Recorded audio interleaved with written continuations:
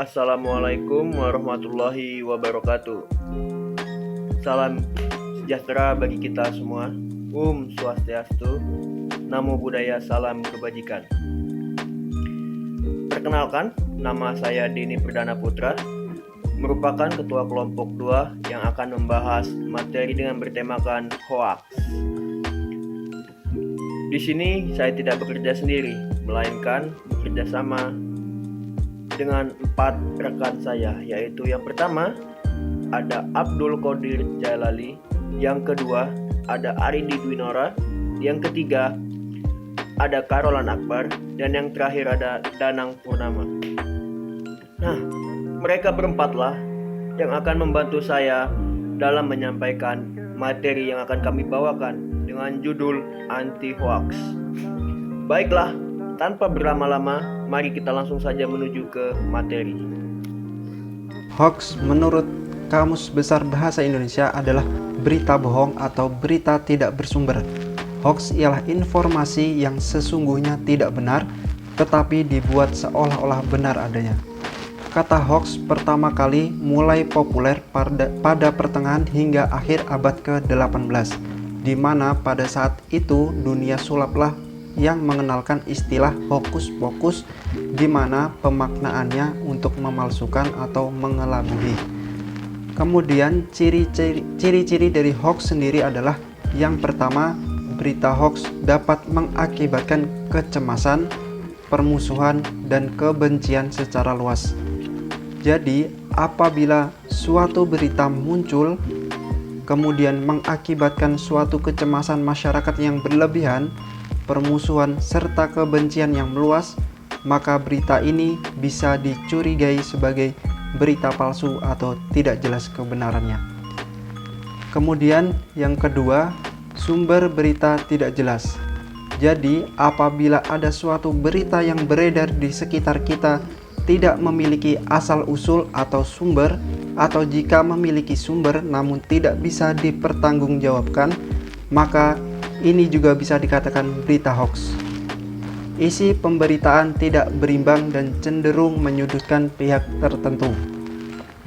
Nah, ciri ini juga sering muncul di sekitar kita, yaitu ada pihak tertentu yang tidak senang dengan pihak lainnya, yang kemudian menjadikan alasan untuk menyebarkan berita bohong. Seringkali bermuatan fanatisme atas nama ideologi. Ciri ini juga bisa dijadikan alasan untuk membuat berita hoax.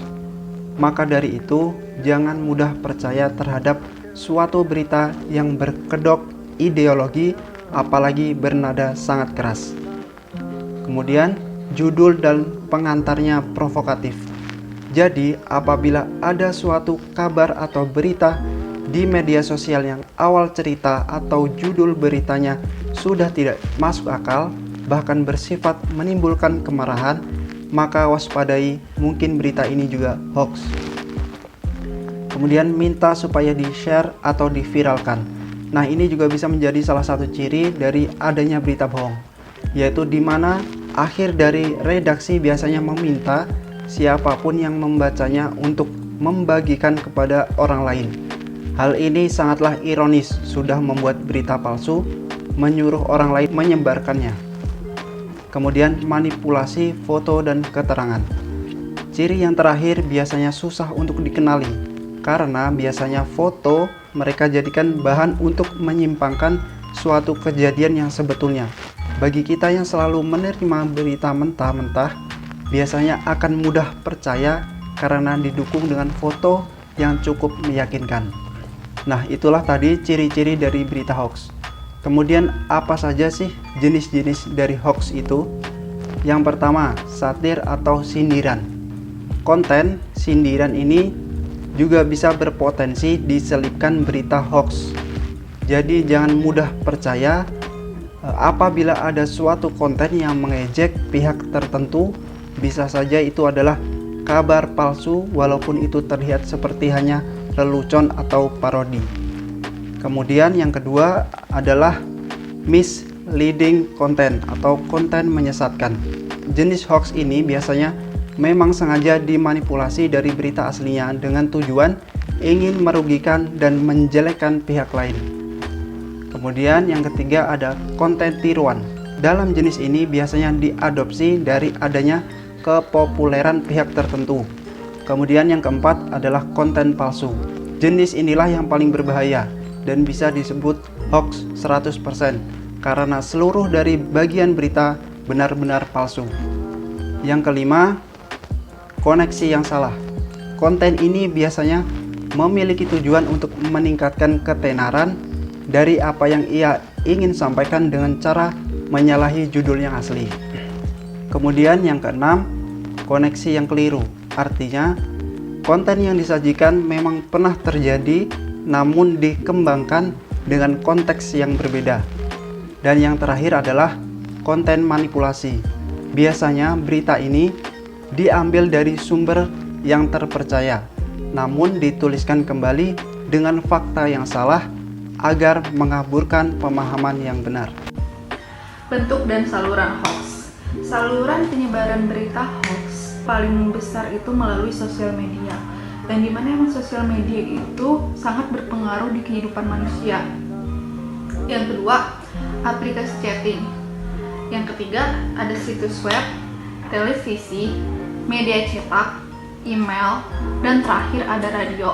Hoax yang sering diterima di masyarakat itu pertama melalui tulisan, yang dimana persentasenya itu adalah 62,10%. Yang kedua adalah bentuk gambar, 37,50%, dan yang terakhir itu video.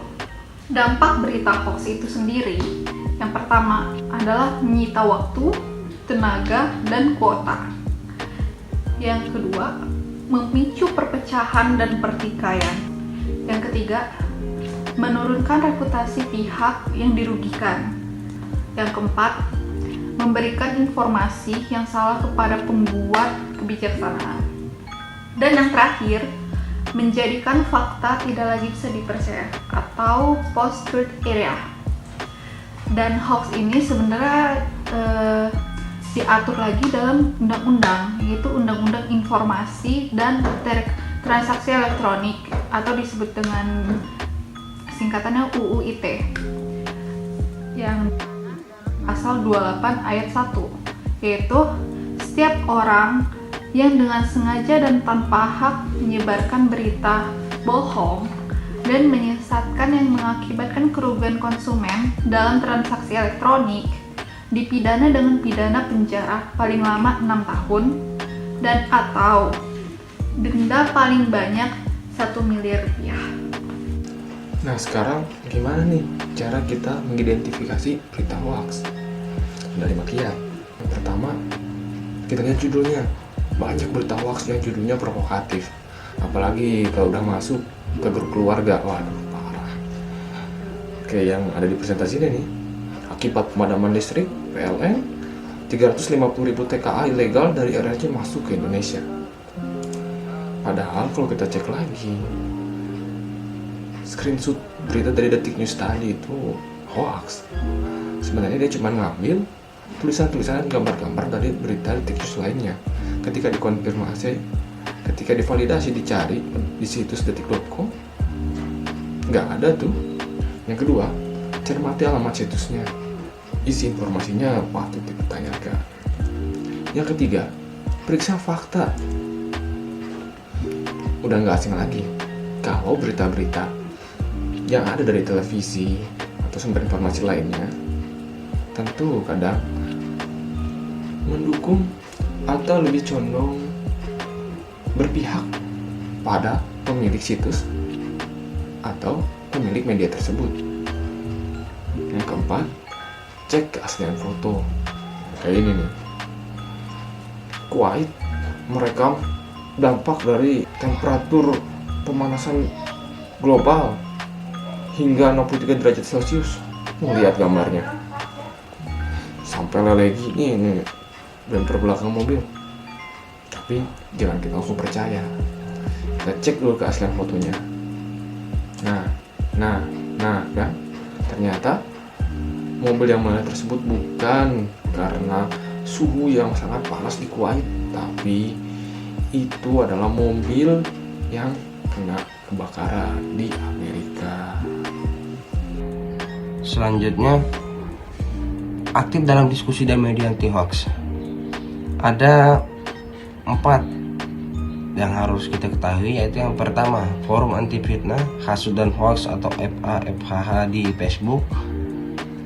Yang kedua ya akun Comeback Hoax di Twitter. Dan yang ketiga itu akun CCIC Polri. Dan yang keempat akun BSSN RI atau Badan Siber dan Sandi Negara. Adapun kiat-kiat yang harus kita ketahui, poin yang pertama itu banyak membaca. Dan yang kedua, orang yang paling rentan menjadi korban hoax itu adalah orang yang paling jarang mengkonsumsi berita.